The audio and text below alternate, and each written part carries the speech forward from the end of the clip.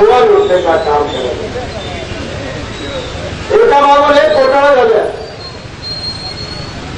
आज गोव्याची स्थिती अशी आहे की गोव्याच्या तरुण मुलाला रोजगार मिळाला पाहिजे, प्रत्येक गावात जायला रोड झाला पाहिजे, प्रत्येक गावात प्यायला पाणी मिळालं पाहिजे, शेतकरी शेतमजूर सन्मानाने जगला पाहिजे। आपल्या मी एक शेतकरी आहे, गेल्या 3 वर्षामध्ये खताच्या किमती 3 पटीने वाढल्या आहेत। आज खात नाही आहे।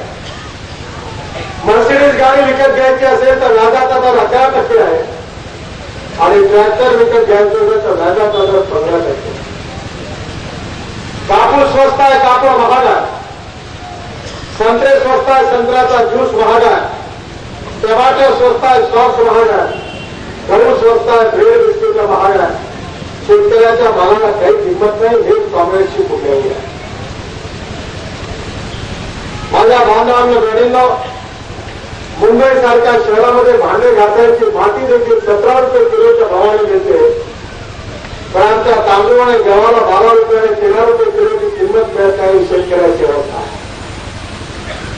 शेतकरी कर्जात जन्मतो, कर्जात जगतो आणि कर्जात मरतो, ही शेतकऱ्याची अवस्था। शेवटी कॉपरेटिव्ह बँकेत जहान आहे, उलटा सरकारी बँकेत जहान आहे आणि धोतर सावकाराकडे गाव आहे। ग्रामीण भागातल्या शेतकऱ्याची अवस्था गरीब होत चाललेला आहे आणि श्रीमंत होत चाललेला आहे। काँग्रेस पार्टीच्या सरकारने सांगितलं की शहरामध्ये ज्या व्यक्तीचं रोजचं इन्कम 32 रुपयापेक्षा जास्त आहे, जे 33 रुपये प्रतिदिन आहे, तो व्यक्ती श्रीमंत आहे आणि गावामध्ये ज्या व्यक्तीचं उत्पन्न 26 रुपयापेक्षा जास्त म्हणजे 27 रुपये प्रतिदिन आहे, तो श्रीमंत आहे। आता तुम्हीच मला सांगा की तुमच्या गावात 27 रुपये प्रतिदिन मिळणारा महिन्याला 800 रुपये कमवेल, त्या 800 रुपयामध्ये तो कसा जगू शकतो श्रीमंत म्हणून? हा प्रश्न तुम्ही काँग्रेसला विचारा की आम्हाला समजावून सांगा की 800 रुपये महिन्यामध्ये श्रीमंत म्हणून कसं जगता येईल, तुम्ही तात्काळ मार्गदर्शन करा। आज देशाची अवस्था अतिशय बिकट होत चालली। तुम्ही आठवा एनडीएचा, भारतीय जनता पार्टीचा आणि अटल बिहारी वाजपेयीचा काळ, खताच्या किमती, पेट्रोलच्या किमती, डिझेलच्या किमती किती होत्या? जीवनावश्यक वस्तूच्या किमती किती होत्या? महागाई नव्हती, डॉलरच्या तुलनेमध्ये रुपया मजबूत होत होता और डॉलरच्या तुलनेमध्ये रुपयाचं मूल्य कमी होत चाललेलं आहे। फॉरेन एक्सचेंज जे रिझर्व्ह होतं ते अटलजींच्या काळात वाढत होतं, आज ते कमी होत चाललेलं आहे। आज तर स्थिती अशी आहे की महागाईचा रेट 18% गेला इन्फ्लेशन।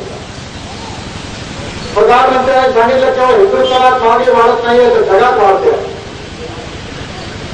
मी स्वतः इंटरनेटवरून माहिती घेतली, जपानमध्ये महागाईचा इन्फ्लेशनचा दर 0% आहे। Indonesia, Malaysia, China, Singapore, America या ठिकाणी महागाईचा दर, इन्फ्लेशनचा दर 3% कमी आहे आणि भारतामध्ये महागाईचा दर 18% वरती पोहोचला।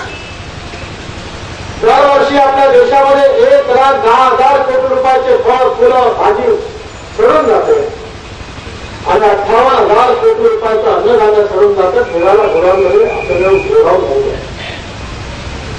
स्वातंत्र्याचे 63 वर्ष झाले, सत्ता काँग्रेसला मिळाली। काँग्रेसने गरिबी हटवता नारा दिला, 20 करणे, 5 करणे, 40 करणे कार्यक्रमाची घोषणा केली, पण देशातल्या गरीब माणसाची गरिबी दूर झाली। आता मनोहर सांगत होते की काँग्रेसने 19-20 लोकांना 40 कोटी आपल्या परिवाराच्याच लोकांना तिकीट दिलं। काय केलं? या देशामध्ये एकाच परिवाराचं राज्य सुरू आहे। पंडित नेहरू, इंदिरा गांधी, राजीव गांधी, राहुल गांधी, सोनिया गांधी आणि आता प्रियंका गांधी मैदानात आली आणि तिने पण आपल्या 2 मुलांना हात हलवायला सुरू करू। हे सगळे हात हलवायला तुम्हाला दाखवायला तयारच आहे। मग तिथे जर एक परिवार आहे तर इथल्या काँग्रेसवाल्यांनी आपल्या मुलाबाळांना दिसलं, काँग्रेस हा परिवाराचाच पक्ष आहे, हा लोकतांत्रिक पक्ष नाहीये. मी परवा उत्तर प्रदेशमध्ये होतो. मुलायम सिंगची पार्टी म्हणजे बाप आणि मुलाची पार्टी, काँग्रेस पार्टी म्हणजे आई आणि मुलाची पार्टी, मायावतीची पार्टी म्हणजे होलसेल किराणे की दुकान, एकच माणूस पुढे जायचं. पण भारतीय जनता पार्टी लोकतांत्रिक पार्टी आहे. मी भारतीय जनता पार्टीचा एक सामान्य कार्यकर्ता. माझी आई आमदार नव्हती, वडील खासदार नव्हते, माझ्या घरात कोणी राजकारणात नव्हता. मी एक शेतकऱ्याचा मुलगा आहे. मी पोस्टर चिकटवायचं काम केलं, भिंतीवर लिहिण्याचं काम केलं, निवडणुकीच्या चिठ्ठ्या वाजवायचं काम केलं आणि स्कूटरवर झेंडा लावून रॅलीमध्ये नारे देत मी मोर्चा काढायचं काम केलं. माझ्यासारखा एक सामान्य कार्यकर्ता ज्या खुर्चीवर अटल बिहारी वाजपेयी बसले त्या खुर्चीवर बसण्याचं सौभाग्य मला मिळालं. कारण भारतीय जनता पार्टी ही कार्यकर्त्यांची पार्टी आहे, तुमच्या सगळ्यांची पार्टी आहे. उद्या तुमच्यातला देखील एखादा भारतीय जनता पार्टीचा अध्यक्ष होऊ शकतो. पण प्रणव मुखर्जी, चिदंबरमजी, मनमोहन सिंगजी काँग्रेस पार्टीचा अध्यक्ष होऊ शकत नाही. कारण काँग्रेस पार्टीचं अध्यक्षपद गांधी परिवाराकरता आरक्षित आहे. माझ्या भांडणांना बहिणींना हे एका परिवाराचं राज्य. ही जी निवडणूक आहे ही मनोहर पर्रिकर, दिगंबर कामत, काँग्रेस पार्टी किंवा भारतीय जनता पार्टी किंवा मनोपाचं भविष्य ठरवणारी निवडणूक नाही आहे.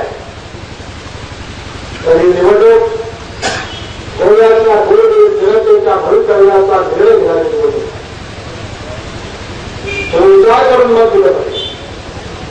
गोव्याची जनता सुशिक्षित आहे, सुज्ञ आहे, सुसंस्कृत आहे.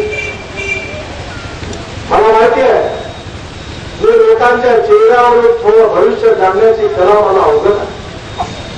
मी तुमच्या सगळ्यांचे चेहरे बघतोय आणि तुम्हाला भविष्य सांगतोय की येत्या 2-3 दिवसामध्ये तुम्हाला लक्ष्मी दर्शनाचा योग आहे. आज माणसाला विदेशी, चिल्लर नेत्यांना देशी आणि मटणच्या रस्त्यामध्ये गाव कोच आवड टाईट झाला असं करू नका. ज्याला खायचं ते खाऊन घ्या, खायचं ते पिऊन घ्या. आरामाचा कमावलेला माल गरीबाच्या घरी जाण्याची हीच वेळ आहे. त्यामुळे हा काही इमानदारीचा प्रश्न नाही. पण मत देताना लक्षात ठेवा, विचार करून मत द्या. आपण आपल्या मुलीचं बहिणीचं लग्न करतो, तिला म्हणत नाही कोणी मुलगा दिसला की घे बेटा घे, हार घे आणि त्या त्याच्या गळ्यात असं नाही सांगत. आपण बघतो मुलगा कसा आहे, त्याला नोकरी आहे की नाही आहे, त्याला पगार किती मिळतो, त्याचं घर परिवार कसा आहे, त्यांची चाल चलन व्यवहार चरित्र कसा आहे आणि मग मुलगी द्यायचं नक्की करतो. पण आपण निवडणुकीच्या वेळी एवढा विचार करत नाही.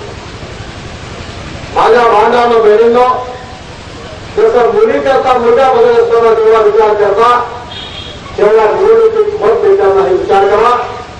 कारण या निवडणुकीत येणारं सरकार, येणारा व्यक्ती हे तुमचं जीवन बदलवू शकतो. विकास करायला केवळ पैसा नाही पाहिजे. मी महाराष्ट्रामध्ये मंत्री होतो. मी मुंबई आणि पुण्याच्या मध्ये एक्सप्रेस हायवे बांधला.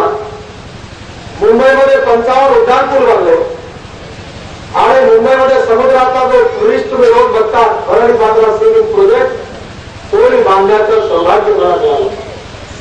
मी केवळ 5 कोटी रुपये सरकारकडनं मिळवले आणि 4,000 कोटी तुमच्यासारख्या जनतेतून उभे केले आणि 2.5 वर्षाच्या 8,000 कोटी रुपयाची कामं पूर्ण केली.